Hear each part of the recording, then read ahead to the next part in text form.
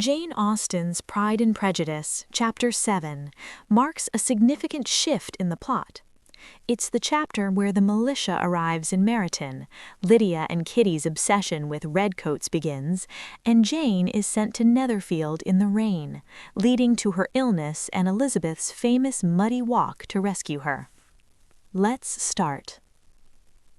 2 days after Mr. Bennet's return, as Jane and Elizabeth were walking together in the shrubbery behind the house, they saw the housekeeper coming towards them, and concluding that she came to call them to their mother, went forward to meet her. But instead of the expected summons, when they approached her, she said to Miss Bennet, "I beg your pardon, madam, for interrupting you, but I was in hopes you might have got some good news from town, so I took the liberty of coming to ask." "What do you mean, Hill? We have heard nothing from town." "Dear madam," cried Mrs. Hill, in great astonishment, "don't you know there is an express come for master from Mr. Gardiner?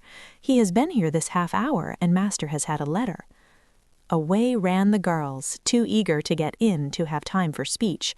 They ran through the vestibule into the breakfast-room, from thence to the library. Their father was in neither, and they were on the point of seeking him upstairs with their mother when they were met by the butler, who said, "If you are looking for my master, ma'am, he is walking towards the little copse." Upon this information, they instantly passed through the hall once more and ran across the lawn after their father, who was deliberately pursuing his way towards a small wood on one side of the paddock. Jane, who was not so light, nor so much in the habit of running as Elizabeth, soon lagged behind, while her sister, panting for breath, came up with him and eagerly cried out, "Oh, papa, what news, what news? Have you heard from my uncle?" "Yes, I have had a letter from him by express." "Well, and what news does it bring, good or bad?" "What is there of good to be expected?" said he, taking the letter from his pocket. "But perhaps you would like to read it." Elizabeth impatiently caught it from his hand. Now Jane came up. "Read it aloud," said their father, "for I hardly know myself what it is about." "I was fortunate enough to find out in what part of London they were. The particulars I reserve till we meet. It is enough to know they are discovered. I have seen them both."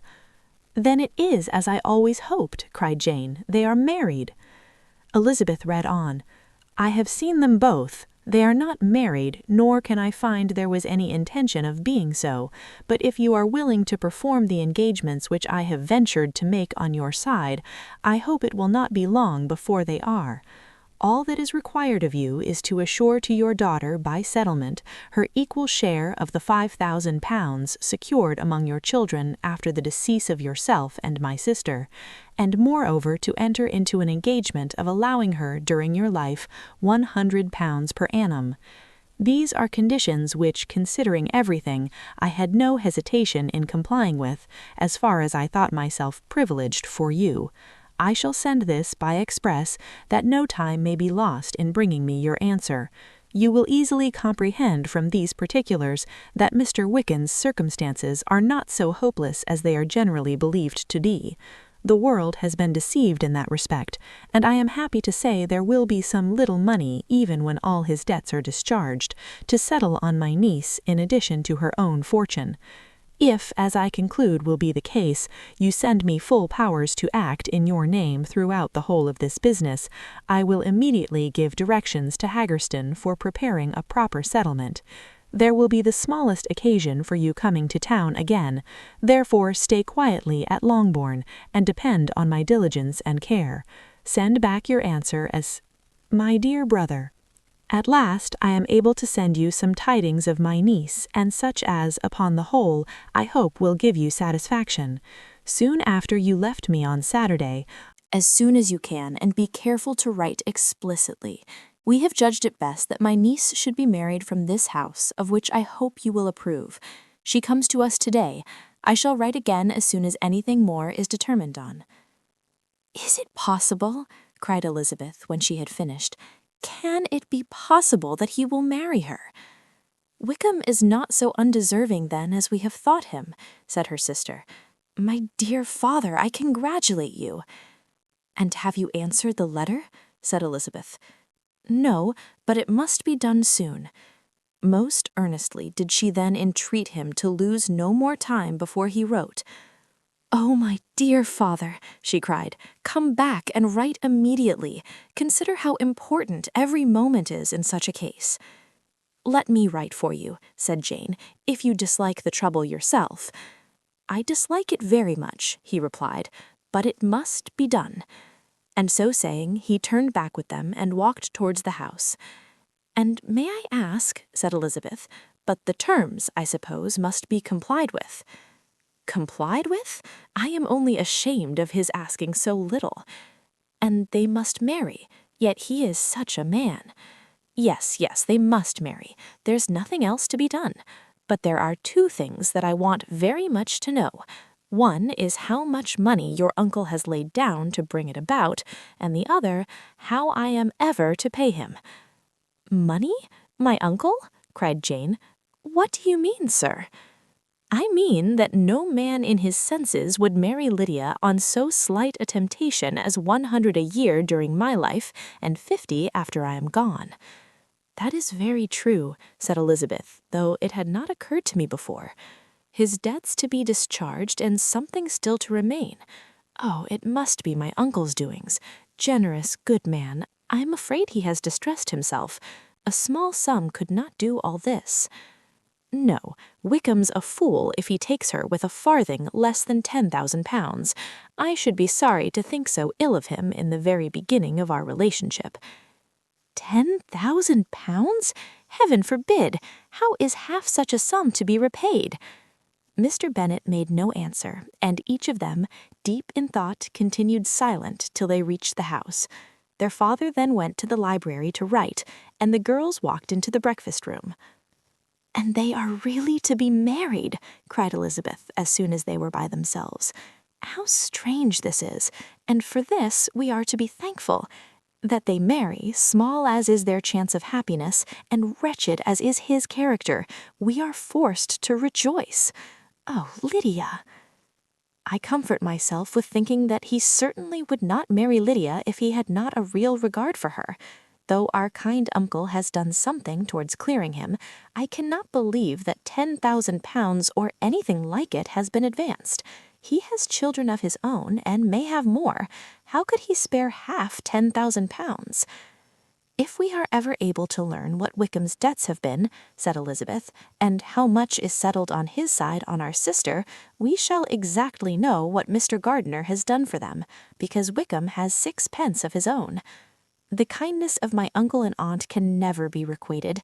Their taking her home and affording her their personal protection and countenance is such a sacrifice to her advantage as years of gratitude cannot enough acknowledge.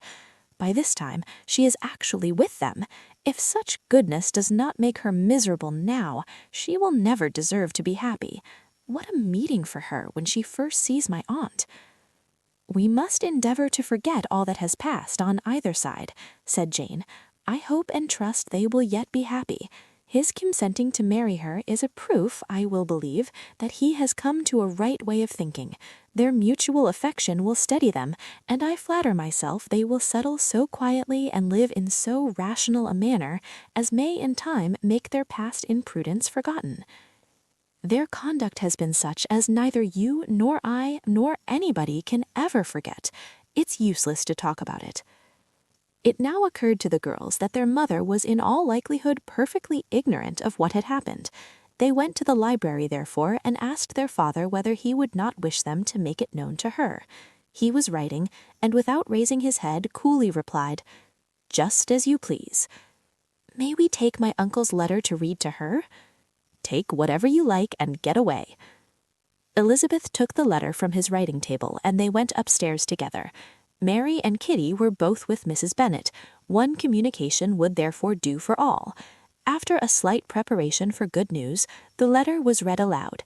Mrs. Bennet could hardly contain herself. As soon as Jane had read Mr. Gardiner's hope of Lydia's being soon married, her joy burst forth, and every following sentence added to its exuberance. She was now in an irritation as violent from delight as she had ever been fidgety from alarm and vexation. To know that her daughter would be married was enough. She was disturbed by no fear for her felicity, nor humbled by any remembrance of her misconduct.